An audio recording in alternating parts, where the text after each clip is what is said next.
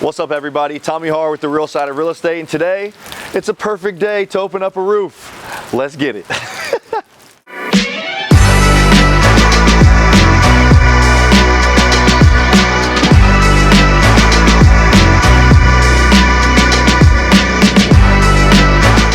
All right, so this project right here, it is a full gut rehab, as you can see. Today, we thought was a good day to open up this roof, and we're doing a huge renovation. We're turning this roof was at a point here, so you could barely walk through this. We got some before videos we'll pop in here.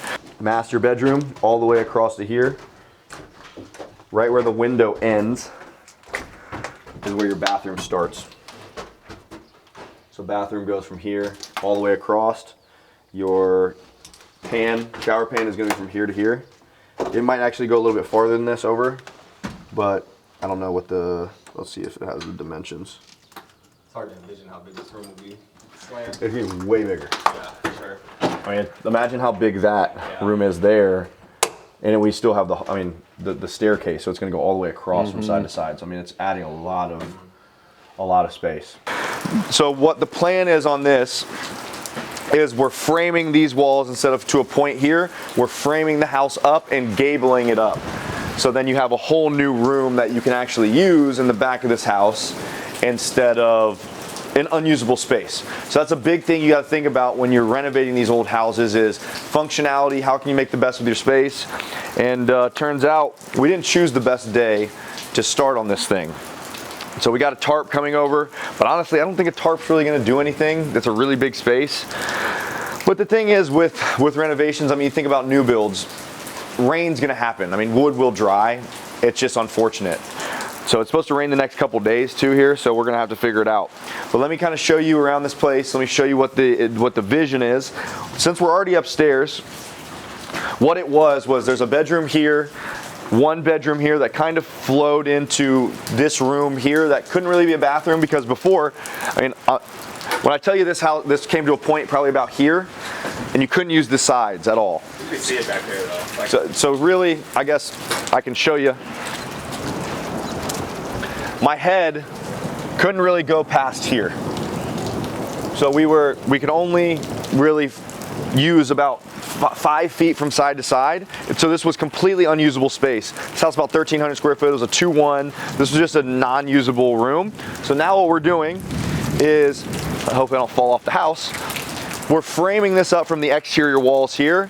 So if Rob could come out here, I don't know if he can, you can see how the house, the exterior walls, it's gonna be flush with this. So it's gonna come all the way out and it's just gonna be one big box. So this right here where we're standing in the water is gonna be the master. So this will be the master, and on the back side over here will be a walk-in bathroom with a closet. Really, really hard to figure this design out. We tried to do an addition on this house. They wouldn't allow it, meaning the city. So this was our best alternative. We had to rip this open and just redo it all. So what we're gonna do is this right here is going to be a hallway. So hallway here about 36 inches or so. So hallway coming from the main door. This now where Rob's standing is going to be a bedroom, which it already was, but this will be framed out about, I think, 5 feet from here to the start of this room. This right here will be a bathroom, and then on the back side of the bathroom here where this window is will be a closet. So you got your full bedroom here, hallway, bathroom right here, and then this hallway is going to go over this way, entrance into your master right here. So door into your master bedroom, the back side of it is going to be your bathroom because you want to share your plumbing stacks, and that's going to give us the idea of what we're going to have here, because we knew, so about 1 block that way, if you go to my old YouTube videos, maybe they'll pop up here. We just sold a house we bought for $250. We put $260 in. We sold it for $700. So the comps in this area, it makes sense. And I knew I had to make it a 3-2 at least. So it'll have a bathroom here. This bedroom stays pretty much the same. Just a gutted room. We'll redo everything but these old mantles. I think this is made of marble. I mean, some really, really cool stuff in this house. This is the kind of stuff you get. This is old wood, but around it here, and this is all old marble. I mean, you got the, like, we'll just clean this stuff up. It's just absolutely beautiful that people love. You got your indoor shower.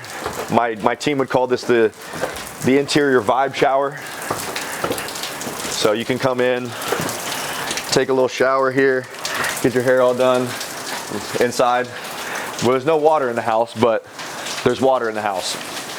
Water's not on, but it's flowing. So what we're gonna do down here is we've already done a lot of our framing. Under here is gonna be a bathroom. So vanity, toilet. Anytime we have these staircases in these old houses, we try to make these a half bath. So vanity. Back here, we'll put a hip wall up. Toilet will be about here. Beautiful little area. We'll put some wallpaper in here. We got these old pocket doors that we're gonna make functional. If you don't know what a pocket door is, they look like this. So just really cool old school stuff, and they actually work. I mean, really, really cool shit here. I mean, look at this fireplace. I mean, this mantle. In the last house, we went to a salvage lot, and we bought one of these. This will cost you like $3 grand alone. Fuck, this storm is ripping right now. Holy hell. We got stuff flying off the house. Beautiful day for it, huh? All right. So when we were designing this, like I said, we wanted to do an addition off the back with an attached garage off the back door and then a master above it to really add the most space, but the city would not allow it. There would have to be variances with the alley. So they said, nope, we won't let you do an attached garage. There's not enough clearances, blah, blah, blah. So what we're doing now is the upstairs unit, the upstairs that I showed you is gonna be our master, and then we're gonna have a detached garage in the back. And then right here, we've already done the first floor framing. It looks great because it's all wet now, but what we did is this right here. So we added just a giant LVL, which an LVL is a load-bearing beam. You see how everything is kind of notched in. So this is that's holding the upstairs. And they forgot these today, so I was looking at pictures. These are called joist hangers. These Ladder. Yeah, that's an easy way to kind of show it here. Slippery though. Yeah, it's all right. Put on enough ladders in my day. All right, I'm gonna bust my ass when I say that. So here, these floor joists are what hold up the upstairs of the house. This right here is our beam that's holding up the upstairs. There was a wall here before. So when I say a load-bearing beam, this is what you need to put if you're just removing walls that carry things. So this right here was being held by a fully functional wall. So now when you cut that out, you have to put what's called a hanger under it, like this, nail it into both sides, and now you have like an engineered hold rather than a nail. Because when you nail it into the sides, you still have to nail it, but when you just nails have a finite design life. And if enough stress, they can crack, they can pop, but this will hold whatever amount it's gonna hold, right? So make sure when you're doing this stuff, you think about that. So what we're looking at here, there used to be a chimney right where I'm standing. So there's a chimney in the middle, took that out all the way from floor to ceiling. So now you got your beautiful open space where our kitchen is gonna be. So we've got our kitchen here now. We're gonna have cabinets all the way across here, and there's also gonna be a peninsula coming across. So basically an L coming across here, some nice lights in here. So when you walk in your front door, you see this beautiful, nice kitchen. And I think we might have some wall cabinets here, I can't really remember. And then on the back side here is gonna be our butcher's pantry. Butler's pantry, I always mispronounce it. But this is where our microwave is gonna be. We're pretty much mimicking what we did in the last one. And then right here on the other side is going to be our laundry room. So we bought this house for $250,000. We're gonna put right around our budget is $200,000 on this house. Buy it for $250, put $200 into it. I'm all in $450. You got probably 40 to 50 grand of interest. This project's gonna take a long time. It'll take us 9 months start to finish. I raised private money for the purchase and the rehab, and I'm gonna sell it for $650. So I'm looking at probably a $100,000 spread on this thing without using any of my own cash. So what I did is I went to a couple lenders. There's 2 private money lenders on this. One's in first position, one's in second position.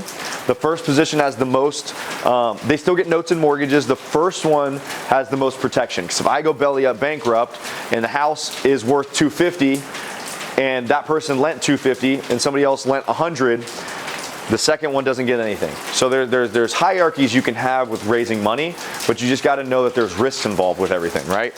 So when it comes to finishes on this thing, we're going high end. We're going high end finishes. We're going to do tall cabinets, hardwood floors throughout. It's going to be a beautiful house. So when you're looking at a house like this, there's a clear order of operations. Number one is you start with anything structural, and you got to dry in the house. So like this, if you look at a house, you got to fix that ASAP. Like it's pouring water inside the home. So you got to dry in the home, you got to fix anything structural, and then after that, you want to do any of your framing. That's what we're doing right now. That's what we're in process of.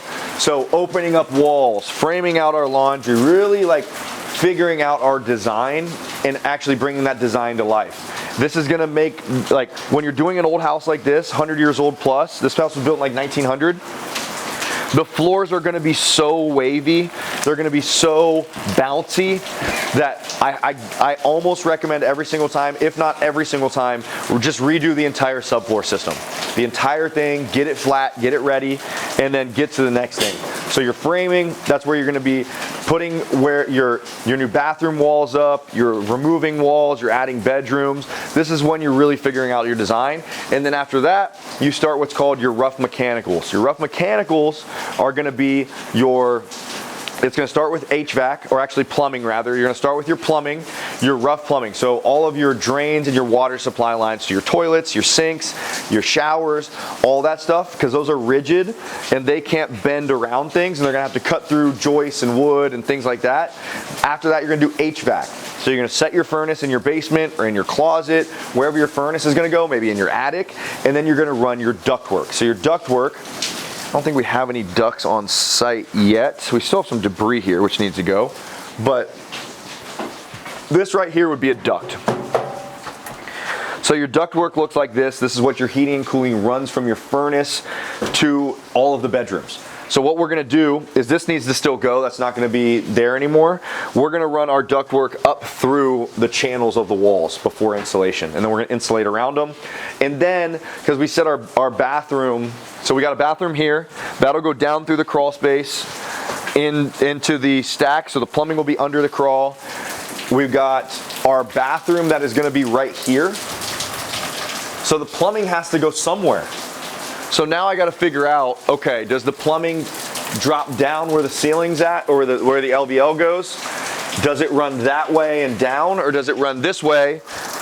Do we put a chase right here, or do we take the plumbing all the way to the side over there and take it down the wall? So you got to think about all these things, because that's going to matter with your framing as well, because plumbing has to go rise over run. So plumbing has to go boom, it has to slide. Imagine you take a poop and it has to slide down to the sewer, then down.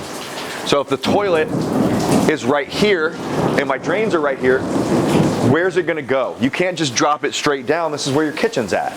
So but if it slides down under these floor joists here, you gotta build what's called a soffit. So a soffit is gonna be basically your framing to hide things. So for example, let's see if we have any soffits here right now. We don't. Basically what we would do is, if we had to do that, we would build this ceiling down a little bit, and we would basically, a beam is the perfect place to do it, because what you can do is you can box around both sides or one side. You can also run ductwork, because you're going to need to run, your furnace is in the basement here. How do you get your furnace or your heating up to this bedroom right here? You either take it up the exterior wall, or you take it up here and you run it alongside and you pop it up here. You also have your bathroom right here. We gotta have a heating run there. So I'm gonna have to probably do a heat run up and over this beam and in. So there's going to be some sort of a soffit on this beam. So if you know you're gonna have it, you might as well just soffit the whole thing out. So you run it all the way around, it makes it look uniform, and then you can make your lines clean. Removing walls is exactly creative. So if you remove walls, you have to be thinking about that stuff. So like, where can you put chases? When I say a chase, you just frame out like an extra portion of a wall. So like right here, we sat my LVL in this exterior wall. So we added another, so it's doubled. So we got doubled 2x4s holding up my load-bearing beam. Typically, you can't always slide them in the exterior walls. They're usually outside of the wall, inside the house. So right here would be a good place to just build a chase and maybe throw some plumbing here up the wall. You just got to think about these things. And if you don't know these things, if you can't see it, hire somebody to help you with this stuff. So after your plumbing is your HVAC. After your HVAC is going to be your electric. So right now in this house, we still have the old knob and tube hanging everywhere, which is unacceptable. We have to cut all this shit out. It should have already been done. We got to clean this place up, and then we got to run all new electric. So we set our panel in the basement, and then we're running our all new electric to all of our outlets, our switches, our fixtures. You're not installing any actual outlets or any actual fixtures at this point. You're just getting it ready for after. And then once that's all done and it passes your inspections, you're going to insulate. All the exterior walls get R13 minimally. The word R is just a word for efficiency in the construction space. R value, so R13 on exterior walls, R39 above in attic spaces. Usually we use what's called rolled fiberglass. So if you see the stuff that's covered, it looks like fiberglass on the inside and it's got paper. They call it papered. Faced insulation. So the paper facing always goes toward the heated side of the home. So you're going to be rolling it up into these bays, they call them. Boom, roll it up, staple it in, paper facing you, and then after that you're going to be drywalling. So all the studs hit the drywall. So when you're doing demo, if you're taking something down to the studs, make sure you take every single nail out. So like right here, I've got a nail still. My drywallers are going to be pissed at me. So when I'm doing demo, my demo guys didn't do it. They shouldn't have gotten paid because of this one nail. It has to be completely full of nails in the walls, in the ceiling, everything. You have to get this thing prepped because it's not a drywaller's job to pull nails. If they have to pull nails, you're spending more money. That's just the way it is. So the way that this site is right now, when I got a bunch of trash in the yard, I don't think my dumpster really can make it in this alley. So that's a problem. We're gonna get a code violation for that.